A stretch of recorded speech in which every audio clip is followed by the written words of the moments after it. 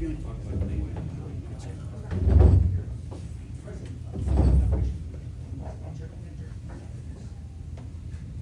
Thank you, Dan. Good morning, everybody, and welcome. We're here today, obviously, to welcome Dan Muse and his family as the head coach of the Pittsburgh Penguins. Just to open and give some background on the process, obviously, late April and early May, we began our search for a new head coach for the Pittsburgh Penguins. It was a fairly extensive process, and special thanks to a number of our staff, namely Lucas Malloy and Nicole Gehring, who played a huge role in organizing, keeping us on track, and then to a number of members of our management team who participated in that process as well. That led to some in-person interviews here in Pittsburgh 2 weeks ago now, and then with Dan being named the head coach of the Penguins. What stood out about Dan during the process was that he was not somebody that I knew personally going into it, but right from the first time that we met, we spoke on the phone, and then when we met over Zoom and then met in person, it became clear that he was somebody that was going to be extraordinarily well suited to develop all of our players, not just our young players, but all of them. And what I mean by that is that when you look at his track record, and then you speak to the players that he's worked with, whether they were in junior or the U.S. National Team Development Program, or with the Rangers most recently, whether they were a young player coming into the league or a veteran player that was continuing to try to find their way or stay in the league, Dan had made a strong impact on them. And obviously we have all those sorts of players here in Pittsburgh.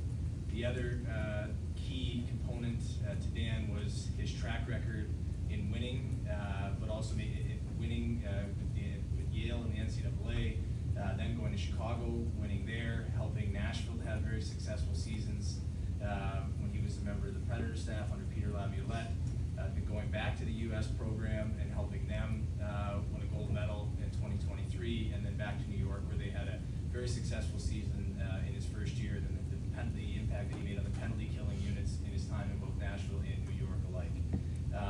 And then I think finally, and probably the most important, was just the character, and talking to players and people and staff members that Dan has worked with, just the way that he conducts himself, his work ethic, his intelligence, just everything about him. As we got through it and further on into the process, it became clear that he was going to be a great fit to help us, to partner with us and help lead us through this transition, and then back into contention with the Pittsburgh Penguins. So on that note, I'd like to welcome Dan and his wife and 4 children to Pittsburgh, and introduce him formally as the head coach of the Pittsburgh Penguins.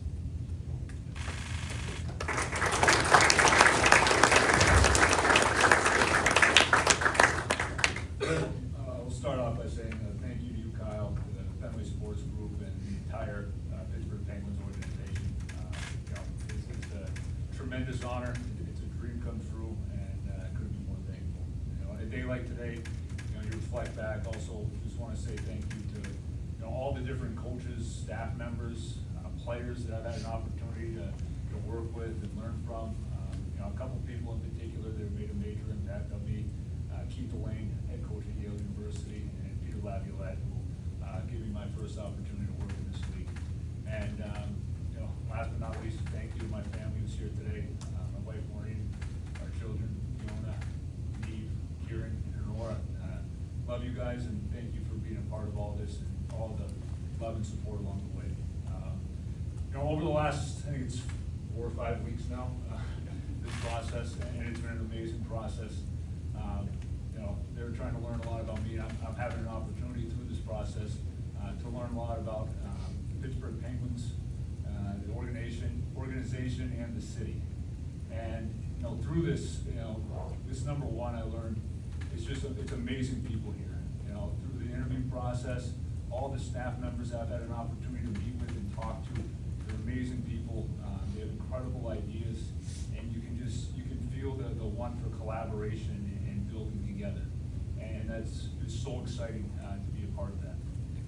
And then through this process, you see what an exciting time it is to come in here. You have legendary players of our game here at Pittsburgh, future Hall of Famers. You have these exciting young players that are coming up, and then you have a little bit of everything in between. And so to have an opportunity to work together with everybody here to make sure that these players are continuing to grow and wherever they are in their career, just can't tell you how exciting an opportunity that is. You know, and then through this process, and especially over the last few days, just getting to be here, just getting to see what an amazing city this is, what an amazing place, the fan base, you know, the passion and the character that you can feel throughout the city. You know, really just getting to feel that, especially once you're here and walking around and meeting people and talking to not just the members of the organizations, but the people in the city. And so it's an honor to work in the National Hockey League. And it's a huge honor to be a head coach in this league. And it's extremely humbling to be a part of this organization and this city, working with this staff and these players. And I couldn't be more excited to get started here. We'll start with Josh here on the left. Dan, welcome to Pittsburgh. Congratulations. Very simple start for you. What is it that really appealed to you about this job? And that you've been a coach as an assistant and at younger levels of hockey for a long time. Why do you think now is the right time for you to be the head coach of an NHL? Yeah. Well, Josh, it's I guess going back to the start, like why is it exciting? It's, you know, those reasons, you know, you mentioned, the people, collaboration, the players that are here, the players that are here in the different, you know, stages, you know, of their careers. And, you know, for me, it's, you know, all these experiences, you know, you're taking down and you're working to apply it. And I feel extremely fortunate for all the steps along the way, you know, and it's the places I've worked, the people I've worked with, the people I've learned from. It's having an opportunity to work in pretty close to almost every role you can imagine. You know, second assistant, first assistant, video coach, head coach. You know, on my way coming up, and so now you're taking all these different things that I've seen, different things that I've learned, different things that I've done. Some things that, you know, along the way maybe have changed. And now you're getting an opportunity to work and apply in this thing. And I think especially having that opportunity to work in two different NHL organizations as well, you know, with all those different players, it's been, you know, it's led me to feel extremely confident, you know, in my abilities coming into this opportunity to work with the staff and everybody within the organization here. Taylor right in front. Dan, welcome to Pittsburgh. The highest level you ever played was D3 hockey. Is that something you felt like you've ever had to overcome as a coach? You know, proving yourself to players that are better than you were, especially now walking into the locker room with Hall of Famers. Just for the record, I wasn't a very good player. Just so everybody's aware. I would not change a thing about my past. Nothing. I mean, I started, like, it's different, and it's probably a different, you know, if you go online, it's easy to find, like, you know, it's different. Like, I started playing hockey when I was 11 years old in Alabama. Like, the game was hard for me. Like, I loved the game. I loved it, like, from day one. Even before I lived in Alabama, I was in California, they didn't have ice, you know, and I'm playing, like, street hockey with my brothers, and that's how I got to this point. But it was also, like, because it was hard for me, like, because I had to work really hard just to be, like, a high school player, and then really, really hard just to be a bad Division III player, like that helped me become who I am. And so, like, I wouldn't change any of that. Like, that taught me about work ethic. That taught me about, like, you never quit. You don't stop. Like, you don't listen to any of the outside noise. You just keep finding a way. And so, would have been nice to have had an NHL career? Like, yeah, it would have been. But, like, I wouldn't, for where I am right now, those lessons, like, that's what made me me. And so I wouldn't change a thing. I think early on, you know, it's a little bit different. I think I was probably more intimidated, like, going into my first Division I job as an assistant than I was, honestly, ever again. I've been coaching up a higher level essentially my entire coaching career. And so I never try to be somebody that I'm not. I'm very upfront with it, and it was part of my journey, and so I wouldn't change anything. Matt in front right. Again, welcome to Pittsburgh. People who have worked alongside you, players who've worked with you, talked about just how passionate you are about watching other people develop as players and probably coaches as well. What is it about player development that you find sort of rewarding as a coach? It's a great question. Everybody's different. You know, everybody's bat's gonna be different, and so as a coach, like, you enjoy that part of it because you gotta find out, you gotta learn who the person is. You gotta learn to really work with them and to help them. And, you know, I'm a big believer, like, it's easy to identify things for people to work on. Like, that's, I don't wanna say easy, but it's probably easier. You need to do that, and you need to help the people with that. But it's also part of player development, is saying, like, what could you become? Like, and helping that person believe that. And then helping guide them, helping them with a roadmap on how to get there. And then you're working together with the player in order to help that player take their game to the next level. And so when you're able to be there for a significant part of it and be able to see that growth happen firsthand, and it's never direct. There's always bumps in the road. There's always a step. There's almost always just a little bit of a step back. It's just really, I think it's really rewarding to be able to be a part of that and to help players achieve those things that they're looking to do, and help them see, you know, what could be possible. Staff on the right next to him. Hi, Dan. Coyotes talked about returning the Penguins to contender status as urgently as possible, with the caveat that being contenders just get to the playoffs. What's your vision for that plan? How do you enact it, particularly with a roster that's still, as presently constructed, built up around a lot of veterans who frankly are towards the end of their careers? You know, and we've talked, Colin and I've talked a lot about this, and, you know, there's a period of transition here, but within that, my approach is gonna be, you know, we're gonna work, throughout the entire summer. The coaching staff's gonna come together, and we're gonna put together a plan for the start of the year. And we're gonna put together a plan, and we're gonna be talking about working with every single player that's here. And so you do have players that have been in this league a long time, and have done great things in this league, for a long time, and working with those players to help them continue to take steps. And at the same time, we're gonna be working on the younger players that are coming in. How can they come in and make their mark here in this organization, in this league? And then we're gonna be working with every single player in between. And so for me, to put like a time frame on that, it's gonna be day one of training camp that starts. There's gonna be a lot of work that goes into it beforehand. And that's to work with each individual, and what they need. It's gonna be to work with the collective group. And then as soon as we get on the ice for the first time, we're gonna continue to build. And, you know, it's gonna be a step-by-step process. Each day, we're gonna be looking to get a little bit better as a group, a little bit better for each of these guys. Mark here on the far left. Dan, congratulations first off. This team has been attack first dating back literally decades. Will there be potentially a need to have to dial that back by way of laying a foundation of two-way hockey for your younger players? I mean, I believe you have to work on both sides of the puck. So, you know, and we will be. And so it's gonna be, you know, we wanna play with detail. We wanna make sure that the habits are in place that I believe, and that, you know, we believe, you know, are gonna lead to success. And that foundation's gonna be there. You know, I do want attack. When we have the puck, we want everybody working to score goals. But when we don't have the puck, we want everybody working to make sure that we're defending the right way. And so, you know, I don't think it's necessarily there's, you know, just offense or just defense. You know, we're gonna be working on both sides of the puck for sure. Dan in the second row. Hi, Dan. Kind of building on that, what is your coaching philosophy? How much system are you going to bring to this team versus how much you're going to sort of create based on the players you'll have? So coaching philosophy, I guess to start with that, I mean, I believe, number one, it's relationship based in the sense that, like, I wanna make sure to get to know each person, myself and the coaching staff. You know, until you actually get to know the people that you're working with every day, you know, I think it's hard to truly, you know, be able to get through to, not get through to them, to properly be able to work together with them. And everybody's different.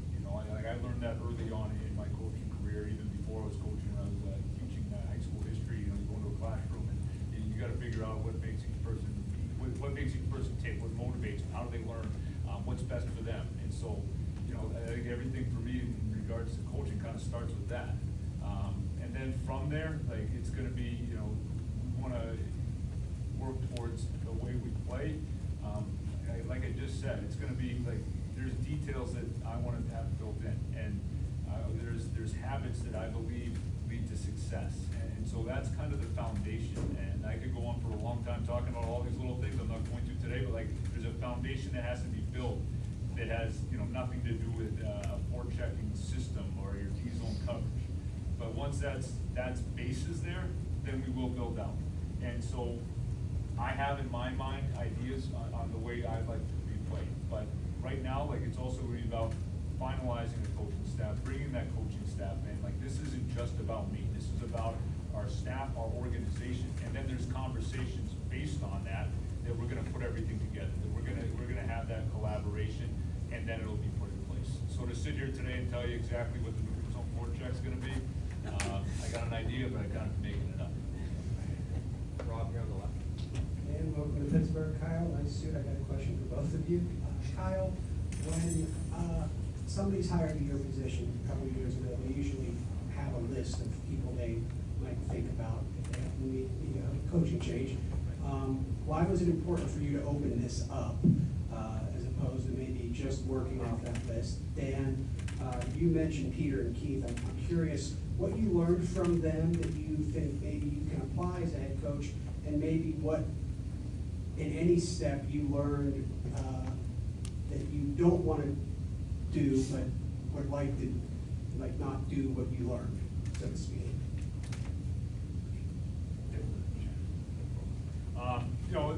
And just for the record too, I've been really fortunate, like really fortunate. There's so many people that I've just felt blessed to have an opportunity to work together with and learn from.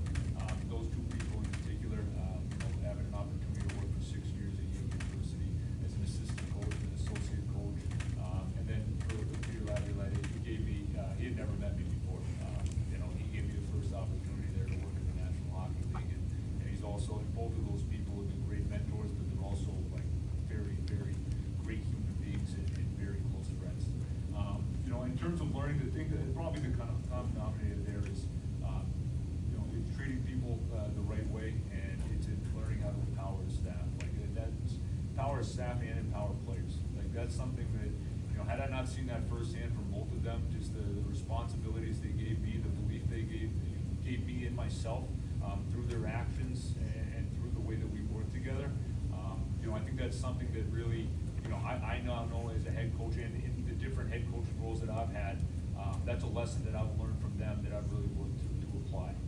And, in terms of, things that, maybe you learn that you don't want to do, like, I wouldn't say it's other from anybody, you learn from experiences. You learn from all these different situations. I've learned I've gone from an assistant coach to a head coach, back to an assistant coach, head coach, it's gone back and forth, and like each time every stop you learn. And you learn from those around you, but you also learn from, maybe little things that you've done, mistakes that you've made, things that you wish you could have to do over.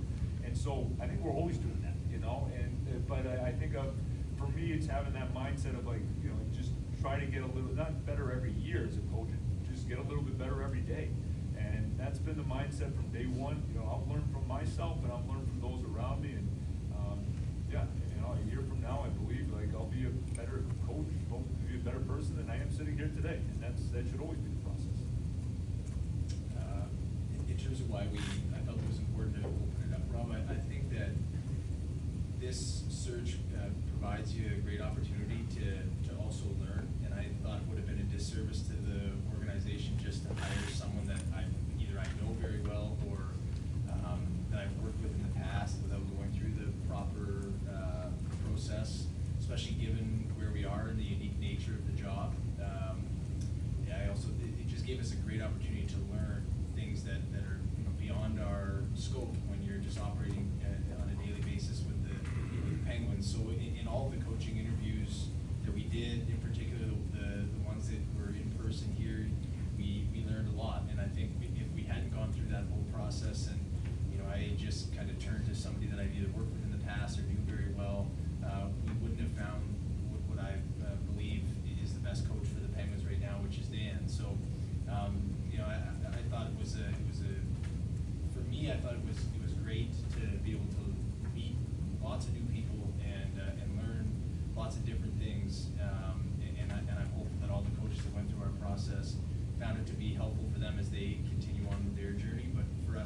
thought it was imperative that we were extraordinarily thorough and to find the exact best fit for the Penguins. Down in front. Congratulations to you, Dan. This question is for both of you, in different ways. I'm gonna get specific on you. When you look around the National Hockey League, the teams that are succeeding the most tend to be the ones that have the most mobile defensemen, that have the guys that can circle through the zone and pinch up. We've seen in recent years here, we've seen both the pluses and the minuses of that. In some cases, it's bad season, big minuses.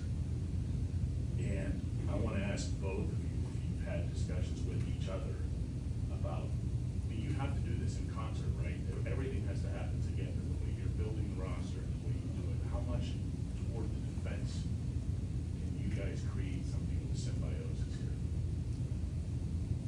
It was a large topic of the interview process. Was it really? No, so I'll let Dan go ahead and give the tap down. But you have to get the players. Yeah, I do, yes. One of the things that, really excited me about this opportunity was the clear collaboration it's gonna have. And so, and that kind of started right away, within this process, and I think that early on in our conversations, and especially when coming in here and then meeting with other members of the organization, it became very clear that this is an opportunity for full collaboration at a really high level. And there will be, there's no, I came into this job, I guess I walked out of the interview and came into this position feeling very strongly that that's gonna be there. And that's something that excites me. That's something that, I've seen, and it's something that I believe in, that you have to have. You have to take all the resources, that you have, all the different people and ideas, and you have to become, you're united in what your approach is gonna be and in everything that you do. And I do believe that's what leads to success. And so, that was, the conversations that we had, and, I'm extremely excited about how that will work moving forward. Do you believe in activating your defensemen? Do I believe in activating them? Yeah. Yes, in terms of, you're saying in terms of offensively? Yep. Getting them to the play? Yep. I believe that the way the game's played right now, you need 5 players involved to create offense. Now, how you do that can vary, and, you talk about, activation, you talk about, the ways you create offense, you need everybody now. The teams are too good defensively, they just are. I mean, everybody is, the goalies are too good, you have to do different things to be able to create high percentage scoring chances, high quality scoring chances. It's just really hard to come by now. And everybody's built differently in how they're gonna do that. So within the group of players that we're working with, it's looking at, how can we find the best version of that player to be able to help that. Just like we're looking on the other side of the puck, how can we get the best version of that player, who that player is on the defensive side of the puck, and everything in between. So activation, yes, but how you go about it, that's gonna be stuff that we'll be discussing throughout the summer, and have ready to go their training camp. Andrew on the right in the middle. Dan? Oh, sorry. I've got part 2 here. My bad, sir. In terms of the D that we want to build, Yeah. I think of course, you'd like it to be the biggest, most mobile, ability to move the puck and ability to make stops. I think in totality, it has to represent what we want and how we want to play. I also think that players largely fit into their system. So we may have guys that would sit back and not get into the rush. I'm talking about players we've had in the past or that we acquire. And a lot of that will fall on the 2 of us collectively when we're going to acquire a player, specifically a free agent. But when we draft a player or we sign a free agent in, this is the way that we expect to play. So that can happen in the draft process, it can happen in the free agency process after July 1st. And then be able to get an idea for that player's mindset, whether it be fit. But of course, when we're talking about building out the team and how we want to play, there's always a give and take between the coach and the manager. There's the way that Dan would like the team to play, and then there's the group of players that we have and the players that are available, and then trying to find the best way collectively to move the team ahead. And I think that's one of the things that I enjoyed most about the process with Dan, is that he has very clear-cut principles, especially once you peel peel it back a little bit and get to the actual system stuff, and specifically stuff you'd want to install with our players, which we're not going to get into today because it could be a long process, and everyone will see that starting in training camp. But the key thing that came up to me was that he was very adaptable. There wasn't just one way that he wants to be able to play, and he was very easily able to communicate the way that he would teach very different systems, which gave great comfort not only to me but to our staff that we weren't going to be bound by having to do one specific thing. And some of the coaches in the process had one way that they wanted to play, and that's fine, and that goes with all the sports. But Dan's adaptability and the proof of concept with his past teams was very important to us. Now we're going to enjoy it. Thank you. Dan, congratulations and welcome to Pittsburgh. Thank you. Have you had a chance yet to speak to the pillars of this hockey team, Sidney Crosby, Crystal Tang, and what role do you see them playing during this transitional process? I have, yeah. I've reached out, was able to speak with those two on day one, right after getting the position. And, finishing up, I've reached out to, I would say, close to 95% of all players under contract, not just players who were here this past year. And so we're still finishing that part up. But in regards to the veteran players that are here, you're always working with the league. You're always working with the players that have been in this league, and especially the players you just mentioned too. Guys that have had not just been in this league but been in this organization for such a long time. And so you're going to be leaning on them to have those conversations, those basically daily discussions. There's going to be the big picture conversations, and there's a lot of the smaller conversations as well. Right now for me, this is all about just getting to know these guys. And so we're not diving deep into the hockey talk. We're not diving deep into those I've been on the job for like a week now, and so it's been a lot of time on the phone because it is important and it is priority number one to be able to start to develop those relationships. But we're going to continue to build on those as we go through the summer and into the season. We've got 5 more questions. Justin, on the right. Hey Dan, welcome and congrats. Just with regard to building a staff around you, looking at assistants, I'm curious just what kind of qualities or backgrounds might appeal to you as you look to bring people in around you. And kind of adjacent to that, Kyle, if I could, the 2 coaches currently still on staff, Andy Kyoto and Madison Nickel, do you anticipate them having an opportunity to be a part of the future here in Pittsburgh? I can answer on Madison. I think he's one of the best at his job in the league. Just in having had opportunities to be around other high-end people in that scope over the time now between my 2 stops and different other ventures. I think he's one of the best that he's one of the best in the league. We're very fortunate to have him, so he won't go anywhere. He'll be here. He's had the chance. He and Dan have basically been the coaching staff for a week, and they've done pretty good. So we'll keep rolling along. But Madison's excellent. We're lucky to have him here in Pittsburgh, and he'll be here. With regards to all other members of the staff, including Andy, Dan, we'll go through that process with them, and then I'll let him kind of talk about that process. But once we have that settled, we'll get that, let everybody know and send that out. Yeah, and we started that process right away as well. That was day one. Calling players also trying to start with that. Right now we're having a lot of discussions. We're meeting with people. I have met with Andy. He's clearly an amazing human being and a great coach. And we're going through the process now of just figuring out what the staff is gonna look like. And so there's a lot of conversations for me. The big quality is you look for the person. You want to make sure that it's going to be a fit here within the group within the organization. And then from there, I'm looking for a little bit of variety, different experiences, different backgrounds. In ways different ideas, but where we still have those same base concepts that we believe in moving forward. And so there's a lot of great coaches out there. We've had a lot of discussions. We're continuing to. We want to move this process along as quickly as possible without not feeling rushed. We want to make sure that we're doing it right and making great decisions and building out the best best fit, for this organization right now. Jason in the second row. Nope. And welcome to Pittsburgh. Sort of along the lines, I think, of Andrew's question, but I think when fans look at Penguins, they want to see the final years of Crosby, Malkin, Letang, and winning and getting to the playoffs. I'm sure you, coming into a new job, you want to win and get there as well. How do you balance that sort of urgency with also the development angle and the transition that the Penguins are in?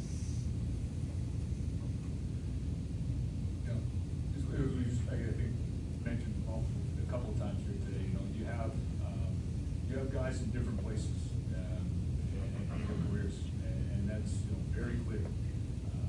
My job coming in here is going to be to help maximize each person, help each person work towards what their highest level can be right now. And that's going to be my focus. It's going to be a day-to-day approach. It has to be. And so, for me to put a time frame, for us to put anything other than that, you're right. It's going to be about coming in, putting in the work, having a plan for each individual, having a plan to work for the collective group, attacking and starting in day one of training camp, and then building. And that's all you can do, right? Yeah, and that's what I believe. That's been my approach prior. It's like, it's working for each individual, it's working for the collective group, and it's a day by day creating the right environment for each person to grow. And, and it's gonna be working together as a staff to make sure that that's happening. And that's the job. And that's what I'm coming in here to do. This is what we're building a staff out to do. This is what we're going to do. Two more, Jeff, second row, left. Hey Dan, congratulations, welcome. What did you do in the interview process to separate yourself? Did you do anything different? Like, what do you think you did to? No, I mean, from your perspective, I mean, what did you? Did I do think you anything sold? different? Yeah, what do you think you brought that was unique, or bring that's unique? I was just myself. Honestly, maybe that is different than other process I've gone through past that. It's a huge, it's a massive honor to get the phone call, from Kyle asking if I'd be interested in talking. It's huge. This is the Pittsburgh Penguins. So it was a huge honor just to have that. But pretty quickly after, I got over the fact that, this is awesome. I'm going to get a chance to talk for it. I wanted to go. And so I went in with the mindset, I'm going to be myself. I'm going to be me. If they like me, they like me. If they don't, they don't. So that's all. Last one, Will, here in the middle on the left. Hey, Dan, congratulations. As a failed street hockey player myself, I'm sort of curious, what drew you to the game in the first place? And then did you always sort of know as your playing career ended that coaching was something that you felt you could sell at? Or at least wanted to do it? Yeah, no, it's funny. I couldn't tell you exactly why. I just, I fell in love with the game. I got great parents. My dad's from Boston. He grew up playing hockey. His brothers played hockey. My mom's from Alabama. And so, there's not much hockey down there. And they've, moved around the country over. And I just kind of, one day, I don't know, just kind of thought this is awesome. Like I had seen pictures of my dad playing. I was like, this would be really cool. My cousins have played. And so you develop a passion, which is, it's a special thing to have, especially at a young age, to find something that you really love, and it gives you that drive and motivation. And so, that kind of just started there, and they supported it, even, really kind of helped grow that passion. And then, I still wasn't very good at it, even though I was passionate about it. Right away, I always knew I'd want to coach at some point. I was coaching in college. I was part-time jobs as coaches, coaching even, whether it's youth hockey or high school lacrosse in the off season. And I enjoyed working with other people. I enjoyed that teaching.